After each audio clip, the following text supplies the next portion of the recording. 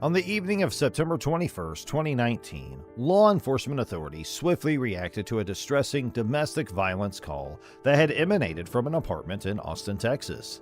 Deputy Pereira, a dedicated officer serving with the Williamson County Sheriff's Office, promptly arrived at the location. The door he knocked on belonged to the residence of Skylar Leo, a young 20-year-old woman who cohabited with her boyfriend Eric Ramirez. The call, urgently placed by a concerned neighbor, compelled the officers to investigate the situation without delay. Ms. Leo informed Deputy Pereira that Mr. Ramirez had left the apartment and didn't know his whereabouts. She also expressed her unwillingness to press charges of domestic assault. Look up for me. What's on your neck? What happened? Nothing happened. So I have witnesses saying something happened. So are you trying to protect him? No, I just really don't like dealing with y'all. I really don't want to deal with y'all. I really don't. Okay. So... I don't need to talk to y'all. I really don't. Do you have your ID on you or anything? No, I don't. So what's your last name? Domestic violence laws vary across states, including how abuse is defined, the charges against abusers, and mandatory reporting requirements. In Texas, officers have discretion in making arrests for domestic violence incidents. Despite Ms. Leo's reluctance to press charges, law enforcement and prosecutors can pursue criminal actions based on their investigation and evidence. Texas law emphasizes the protection of domestic violence victims, regardless of their cooperation. So, were y'all... I'm trying to figure out why your friends called the cops. What friend? Or your witnesses, whoever was over here that called us.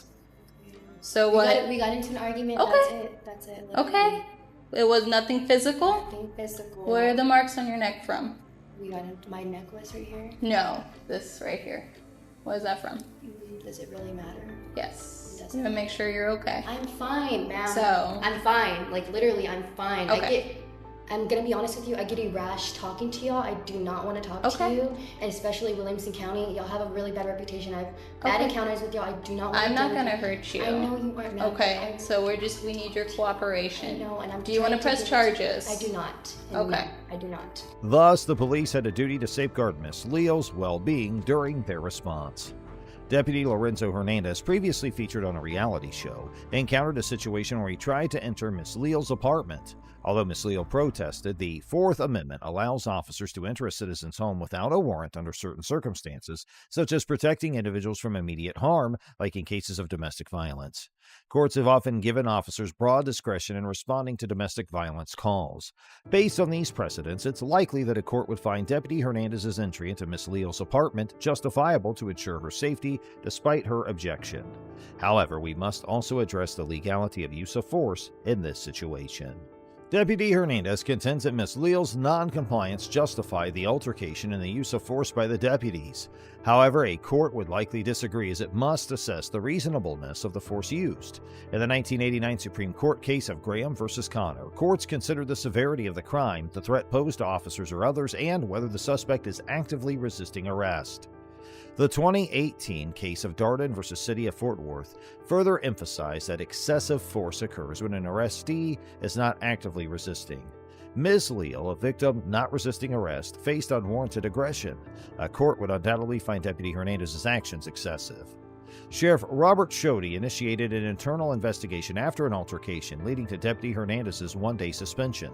Surprisingly, Hernandez was later promoted to detective, but in January 2021, he resigned when former Sheriff Shoddy lost to current Sheriff Mike Gleason.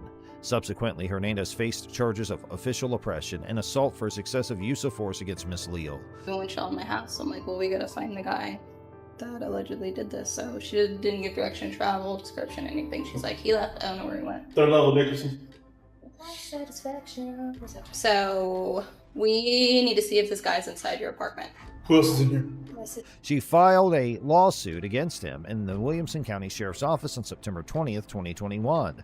Both the criminal charges against Hernandez and Ms. Leo's civil suit remain pending.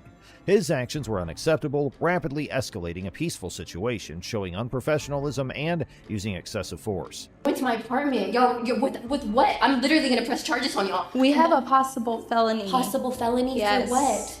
For who? He's not here, I'm telling you. But you don't know where he went? I don't know where he went. Lady. Okay. Like, what?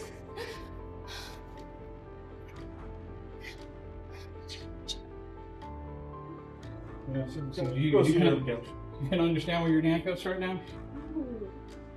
So what happened? We were trying to talk, right? That's all we were trying to do?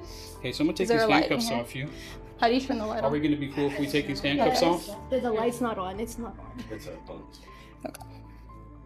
All right, ma'am. So I wasn't here with information to relate to you. When we come to stuff like this, we're going to check for safety reasons, okay? We're going to make sure he's not here and you're not hiding him. We understand you don't want to cooperate. We can't force you to do that. We get that. We understand that. But you don't do what you just did. Not when we show up for something like this. We don't get your cooperation. That is what happens. Yes. Okay? The deputy's authority to enter Miss Leal's apartment for the domestic disturbance is still debated. Here's our next story of a cop getting fired. On June 26, 2020, a 73-year-old woman named Karen Gardner, who suffered from dementia and sensory aphasia, which impaired her ability to communicate and understand, attempted to leave a Walmart in Loveland, California, carrying unpaid items worth $13.88. Store employees stopped her for leaving, and Miss Gardner tried to offer her a credit card to pay for the items, but they refused and took the items back. Eventually, she left the store. Subsequently, a Walmart employee reported the incident to the Loveland Police Department, and Officer Austin Hopp responded to the call. He located Miss Gardner as she was walking home on the side of the road and pulled up behind her with his lights on. When she didn't stop, he parked his vehicle and approached her. After failing to effectively communicate with Miss Gardner, Officer Hopp grabs her and throws her to the ground in an attempt to restrain her. Ma'am, police, stop. You want to stop? Lights on, siren, stop. You just left Walmart. Do you need to be arrested right now? No. Okay, let's stop. Miss Garner, visibly confused, repeatedly tells Officer Hopp that she's going home, as the two engage in a brief scuffle. Eventually, Officer Hopp's able to place Miss Garner into handcuffs and lead her back to his patrol car. Shortly after Officer Hopp gained control of Miss Garner, Daria Jalali arrived on the scene. The two officers, Hopp and Jalali, once again forced Miss Garner to the ground. Officer Jalali assisted Officer Hopp in restraining Miss Gardner's feet and placing her in the patrol vehicle. A concerned citizen confronted Officer Hopp about his conduct. Officer Hopp defended himself, claiming he had the authority to use force, but the citizen believed it violated department policy, Colorado law, and the U.S. Constitution. I'm not going. Why are you fighting with me? And why are you trying to slip the cuffs off? I'm going home.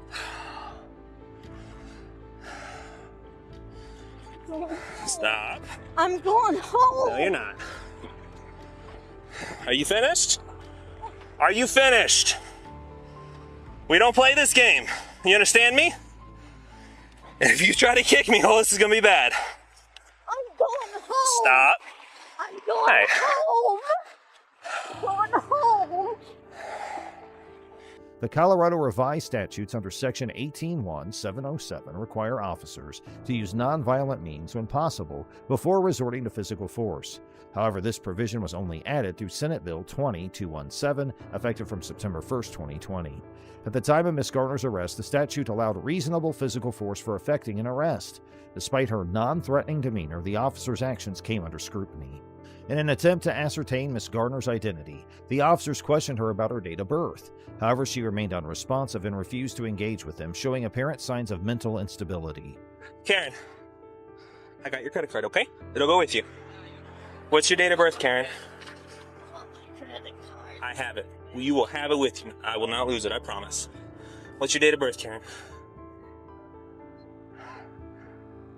Huh? Who's my sergeant? Yeah. Okay, well, first, I can tell you that. Sergeant Metzler, he's at the police department. You can go talk to him if you have an issue. Yeah, give me your card so I can put a report. Okay. I see you there, how you throw the little kid. Little kid? Well, I don't know He's not if a little kid. And this he is what happened. He was just walking, and I see you how She you just grab him. stole from Walmart and refused to stop, refused to listen to lawful orders, and to fight me. This is what happens when you fight the police. I have to use force to safely detain her. That's what this is. This isn't just some random act of aggression. Unfortunately, the officer seemed oblivious to the possibility of her suffering from dementia, despite her exhibiting symptoms of disorientation, memory loss, and disordered speech.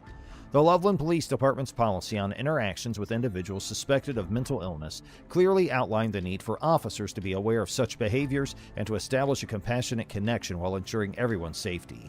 Officer Hopp, as seen in the body camera footage, either failed to recognize these signs or deliberately disregarded the policy during his interactions with Miss Garner. After being brought to the police station, Miss Garner was led inside by officers and left handcuffed to a bench where she remained unattended for several hours without any medical assistance. Officer Hopp's use of force resulted in severe injuries for Miss Garner, including a fractured and dislocated shoulder, a bloody nose, facial scrapes, and contusions on her knees. The incident also led to her being diagnosed with post-traumatic stress disorder, causing ongoing physical pain in her shoulder, arm, and wrist. Here, let me see your feet. Credit card. We'll get it. Oh, my credit card.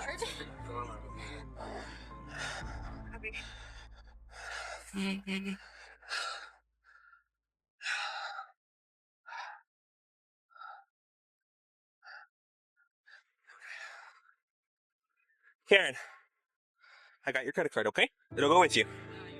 What's your date of birth, Karen?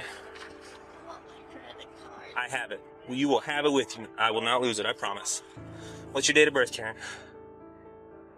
Security footage at the station revealed officers Hopp and Jalali revealing body camera footage with community service officer Tyler Blackett, who was seen celebrating the harm caused to Miss Garner. In his narrative report on the use of force, Officer Hopp recounted that upon contacting the suspect, she attempted to flee, leading to her being placed on the ground to ensure safe detainment. The suspect resisted arrest persistently, necessitating the application of multiple controlling holds. Consequently, the suspect sustained minor lacerations to her wrists from the handcuffs. You okay? Hey. Let's get her down to the station. Okay, we don't need to wait for Capella. No, we can see what I mean, we know she, what's it say? She stole some stuff, and they caught her before she left and got it back, and then she ran out. So we have the... And then you contacted her for that. And then she resisted Obstructed and resisted, so... We're good either way. So we're good either way, Cool. she's going. All right. Let's get a free pass. If they decide not to prosecute, I don't care. Cool. Okay, we'll head down there. And a small laceration to her chin. Despite clear contradictions between Officer Hopp's account and the body camera footage, as well as Miss Garner's actual physical condition, higher-ranking officers, including Sergeant Metzler, approved the use of force as necessary, reasonable, and within policy. However, the situation took a significant turn when Miss Garner filed a federal lawsuit against the city of Loveland, Officers Hopp and Jalali, and Sergeant Metzler. The case gained national attention when Miss Garner's attorney, Sarah Shilka, publicly released the body camera footage on April 14, 2021. In response to public outrage, Officer Hopp was placed on administrative leave, while Officer Jalali and Sergeant Metzler were reassigned to administrative duties pending an internal investigation. Subsequently, all three officers, along with Officer Blackett, chose to resign from their positions. Now, here's our next story of a cop violating the rules.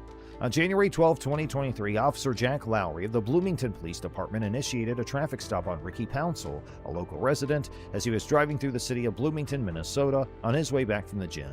The ensuing interaction between them was recorded on Officer Lowry's body camera. Officer Lowry informed Mr. Council that he had been pulled over for driving on the center lane and subsequently documented in his police report that the stop was due to a lane violation and driving at 53 miles an hour in a 60-mile-per-hour zone as per Section 169.15 of the Minnesota statutes. The statute states that driving at a slow speed impedes normal traffic and it's prohibited unless necessary for safety or compliance with the law. However, considering the vehicle's weight and the highway grade, Officer Lowry's belief of Mr. Council's violation may not be reasonable, as he was driving slightly below the speed limit. Additionally, Officer Lowry claimed Mr. Council was drifting between lanes, which under Section 169.8 requires driving within a single lane unless it can be done safely. Valid license, everything? Okay. Anytime, man. All right, License status valid. Rental car, pretty distinct reaction to my presence, and then going like 55 in middle lane, and wasn't really cooperative with me at all. Didn't want to tell me where he was going. There's some luggage in the back seat too. There's what? Like a couple bags in the trunk. Okay. He didn't seem super cooperative, so I'm just gonna pull him out and try to talk him out here. Ricky, right? The U.S. Supreme Court has upheld that pretextual stops, motivated by investigating potential criminal activity, are constitutionally valid, regardless of the officer's true motivations. Thus, if the court accepts Officer Lowry's statement about the lane violation, the traffic stop is likely to be deemed constitutionally valid. According to the police report, Officer Lowry conducted a search of the vehicle, finding only vitamin C capsules. Subsequently, Mr. Pouncil was released after being detained for approximately 35 minutes. The incident came to light when Mr. Pouncil's nephew reached out to relay the details. Despite Mr. Pouncil and his family's efforts to report the incident to the city of Bloomington, the Bloomington Police Department and the city attorney, no wrongdoing was found on Officer Lowry's part and no corrective actions were taken. The encounter left Mr. Pouncil feeling marginalized and alienated from local authorities. While Officer Lowry avoided physical confrontation, he inappropriately extended the traffic stop without reasonable suspicion and used manipulative tactics to obtain consent for the search.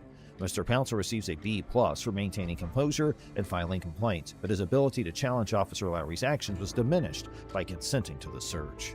Ahmed Al-Manhali, a United Arab Emirates citizen, traveled to Avon, Ohio in June 2016 for medical treatment at the Cleveland Clinic.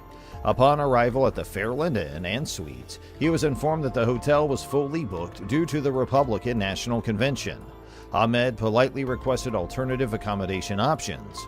While waiting in the lobby, a SWAT-style response occurred, with Avon officers arriving and detaining Ahmed, who was simply walking out of the hotel while on his phone. On the ground! Get on the ground! Get on the ground! Down! On the ground! Do it now! Get on your turn.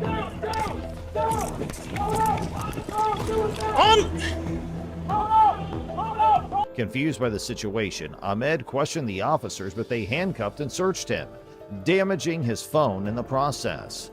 They found a second phone, which Ahmed used for business purposes. Take the phone away! Cover the entrance, LT. Get your back again. What is this? Go down there. What is this? Despite no evidence of wrongdoing, the officers treated Ahmed as a terrorist, disregarding any investigation or backstory. Simultaneously, an officer spoke to the hotel receptionist who had made a 911 call, falsely claiming Ahmed had pledged allegiance to ISIS. The officer soon realized it was a false alarm and called off the search. Meanwhile, Ahmed collapsed and passed out, prompting paramedics to administer aid and to take him to a nearby hospital. The incident gained international attention, leading to the United Arab Emirates Ministry of Foreign Affairs to demand an apology from Avon officials. The mayor and police chief apologized to Ahmed, emphasizing that the incident did not reflect their community's values. Marriott International, the hotel's owner, expressed regret and committed to training to prevent similar occurrences. You should not have been put in that situation like you were. There were some false accusations made against you, and those are regrettable. Mayor Jensen said in a statement, "This was a very unfortunate incident and does not reflect our community. Avon is proud to welcome visitors from the United Arab Emirates and other countries who regularly come to Northern Ohio for tourism, business, medical care, or education." The settlement aimed to compensate Ahmed for physical, psychological, and financial damages. However, he still faced lasting emotional distress, was haunted by the officer's eyes, and experienced sleep disturbances. The incident highlighted the need for improved cultural understanding and sensitivity among law enforcement personnel. Here we have Brian Filipiak, a 47-year-old Washtenaw County Sheriff's Lieutenant, who was off duty when he got pulled over. Deputy Morrison, after stopping Lieutenant Filipiak, informed him about the reason for the traffic stop. Subsequently, Deputy Morrison inquired if Lieutenant Filipiak had consumed any alcoholic beverages that afternoon. In response, Lieutenant Filipiak acknowledged that he had indeed consumed a couple drinks. After Deputy Morrison confirmed Lieutenant Filipiak's identity, he returned to his vehicle and instructed the lieutenant to exit the truck for a field sobriety test. The purpose of the test was to assess whether Lieutenant Filipiak had consumed an excessive amount of alcohol, despite it being evident he was clearly unfit to drive. Exhibiting evident signs of severe intoxication, such as slurred speech and watery eyes, Lieutenant Filipiak left no room for doubt that he was heavily under the influence. Okay, you got your ID? However, despite this clear indication, Lieutenant Filipiak adamantly refused to comply with Deputy Morrison's request to step out of the vehicle. Instead, he insisted that Deputy Morrison should either allow him to return home or let him sleep it off on the side of the road. In response, Deputy Morrison firmly informed Lieutenant Filipiak that his options were limited and made it clear that he would not allow him to be released in his current condition. Multiple reckless driving calls about you. Okay? And then when I'm calling you, you're hitting the shoulder of the road. You been drinking? How many? Okay. Where are you reaching in the back for? I seen you reaching in the back. You have an open container back there? Okay, you been drinking on the way here? got your registration, proof of insurance? Do you have a firearm on you? Okay. Do you got your pistol? Are you a corrections officer or a deputy? Lieutenant? Okay. Despite Deputy Morrison's persistent attempts to persuade Lieutenant Filipiak to exit the vehicle, the latter remained adamant in his repeated request to be released. He proceeded to assert that Deputy Morrison's job would not be jeopardized if he let the situation slide, emphasizing the potential consequences for himself if the matter were pursued. Brian, I'm going to have you step out of the car when I'll do a field sobriety test for you. Okay? However, Deputy Morrison understood that ignoring the incident would not only lead to his termination, but also result in misdemeanor charges carrying a penalty of up to 1 year of imprisonment or a fine of $1,000. Deputy Morrison was fully aware of the extent of Lieutenant Filipiak's intoxication, as he had allegedly observed the lieutenant discarding open containers in the back seat during the traffic stop. I'm going to ask you to step out of the vehicle. What would you like me to do? I can't. I had multiple phone calls. You'd be in the same situation if I was in the vehicle in your county, correct? All right, just let me stay here. You can't. I'm going to ask you nicely to step out of this vehicle. Brian, my hands are tied. If I let you go, I'm going to lose my career over you. You don't think I wouldn't? This is Northern Michigan. We're a small department.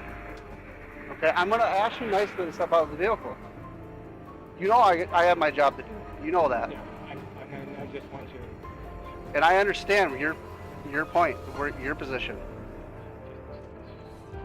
Okay, I'm trying to be as cooperative and nice to you as I can. Despite Deputy Morrison's continuous efforts in trying to have Lieutenant Filipiak step out of the vehicle, after nearly 5 minutes of persistent requests for Lieutenant Filipiak to exit the vehicle, Just let me go. I can't let you go. We're way past that point. You know this. You're a lieutenant. You know how this works. You would tell one of your deputies if they called you right on the side of the road and they asked you what to do. So, if one of your deputies is in the position as I am right now, calling you as a lieutenant, Lieutenant, this is what I got.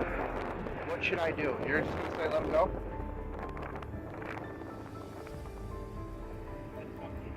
Why? Just because. You're intoxicated. I know it.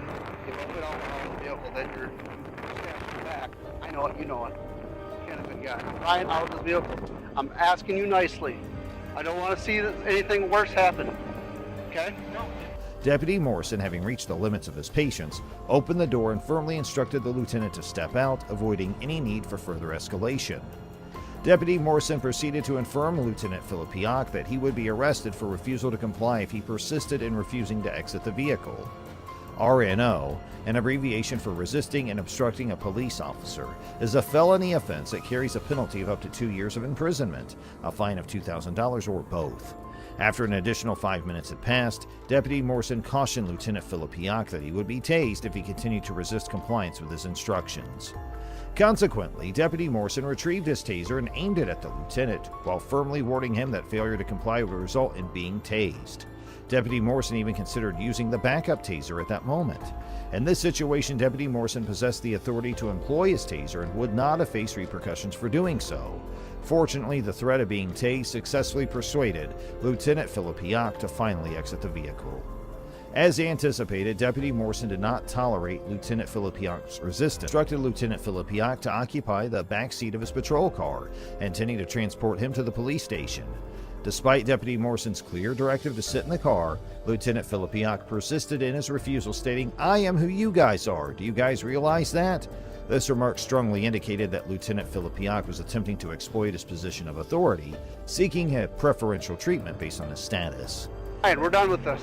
Hold on. Talk to me. Yes or no? Are you doing field sobriety tests? All right, so if this was the other situation. Lieutenant Filipiak clearly held the belief that he was exempt from abiding by the law. However, the officers present at the scene were determined to make it evident that such was not the case. Following some further struggle, they managed to successfully place Lieutenant Filipiak inside the patrol car. I'm not resisting, but let's stop. Let's talk about it. We've talked. I don't want to put you on the ground. No, I don't want to make this worse. All right, I will just sleep it off. Dude, stop it right now. You know, stop it. Allowing for his transportation to the police station where he would face the consequences of his actions. Subsequent breath tests conducted at the police station revealed that Filipiak's blood alcohol level registered at 0.28 and 0.27%. For context, the legal limit for operating a motor vehicle in the United States is a mere 0.08%. What happens? We're going to take you to the jail and ask for a data master. If you refuse that, we're going to get a search warrant for your blood. Brian, have a seat. Stop, guys. Hold on. Therefore, Lieutenant Filipiak's blood alcohol concentration was over 3 times the legal limit, subjecting him to Michigan State's super drunk law, which carries penalties of up to 180 days in jail, fines of up to $700, and up to 360 hours of community service. So it's time to watch our next case. On July 26, 2021, the Orangeburg Department of Public Safety received a distress call from a female resident of Colton Village Townhomes in Orangeburg, South Carolina. The caller reported that a man was vigorously banging on her door and window, attempting to gain entry. Furthermore, she alleged that the man possessed a firearm tucked into the waistband of his jean shorts. In response, dispatch promptly directed all officers in the vicinity to respond without delay. Officer David Lance Dukes arrived as the first responder at the scene. With his firearm drawn, Officer Dukes exited his patrol car and proceeded to instruct a 58-year-old disabled man, along with his cousin DeMario Julian, to immediately lie on the ground.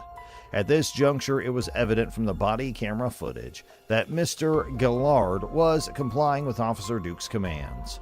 The recording captured Mr. Gillard raising his hands in the air and proceeding to lower himself onto his hands and knees as directed by the officer. However, before Mr. Gillard could fully assume the prone position on the ground, Officer Dukes unexpectedly and forcefully stomped on Mr. Gillard's neck. The impact caused Mr. Gillard's head to forcefully strike the pavement, resulting in a bruised forehead. Subsequent investigations revealed that Mr. Gillard's delay in complying was due to the presence of metal rods and pins in his leg and hip as a result of a previous injury. Following the aggressive act, Officer Dukes promptly restrained Mr. Gillard by placing him in handcuffs. Immediately afterward, Officer Dukes informed a second officer at the scene that there should be a gun behind Mr. Gillard, suggesting that Mr. Gillard had allegedly left a firearm behind the white SUV where he had been positioned prior to the confrontation. There's a gun behind me. There's a gun, I believe, behind me. I ain't got no gun now. Mr. Gillard assured Officer Dukes that there was no gun present, and upon a quick examination, the second officer confirmed the absence of any firearm. Officer Dukes proceeded to conduct a search of Mr. Gillard's person, accusing him of failing to comply with orders. However, as evident in the earlier body camera footage, Mr. Gillard had been complying with Officer Dukes' commands from the beginning. Not once did Mr. Gillard exhibit any behavior that could be perceived as a threat, thereby negating Officer Dukes' justification for using excessive force against him. Once Officer Dukes ensured that Mr. Gillard did not possess a firearm, he decided to search the vicinity of the SUV himself in hopes of locating the alleged weapon. It swiftly became apparent that there was no gun to be found. Instead, it was discovered that Mr. Gillard had been carrying a stick wrapped in shiny silver tape, which he typically used as protection against aggressive stray dogs. Officer Dukes and the second officer helped Mr. Gillard back up onto his feet, at which point he began expressing his dissatisfaction regarding the unnecessary impact of his head on the concrete. The visible injury to Mr. Gillard's forehead, marked by a bruise and swelling, further supported his claim. In response to Mr. Gillard's confrontation regarding the incident, Officer Dukes provided a reply. At this point, it became apparent that Mr. Gillard was in need of medical attention. However, neither of the officers present on the scene initially took this into consideration. Fortunately, Officer Queenie Polidor arrived and promptly recognized the necessity for emergency medical services, requesting EMS assistance. As Mr. Gillard continued to express his grievances regarding the incident, Officer Dukes approached Officer Polidor and another responding officer to inform them about the situation. However, Officer Dukes' account was far from truthful. He claimed that when Mr. Gillard walked in front of the SUV, he believed Mr. Gillard was carrying a gun and repeatedly instructed him to drop it. Officer Dukes made further allegations claiming Mr. Gillard had his hands in his pockets and repeatedly ignored requests to show his hands. However, the body camera footage once again contradicted Officer Dukes' statements. He was in front of the car when I came up. He was walking like this.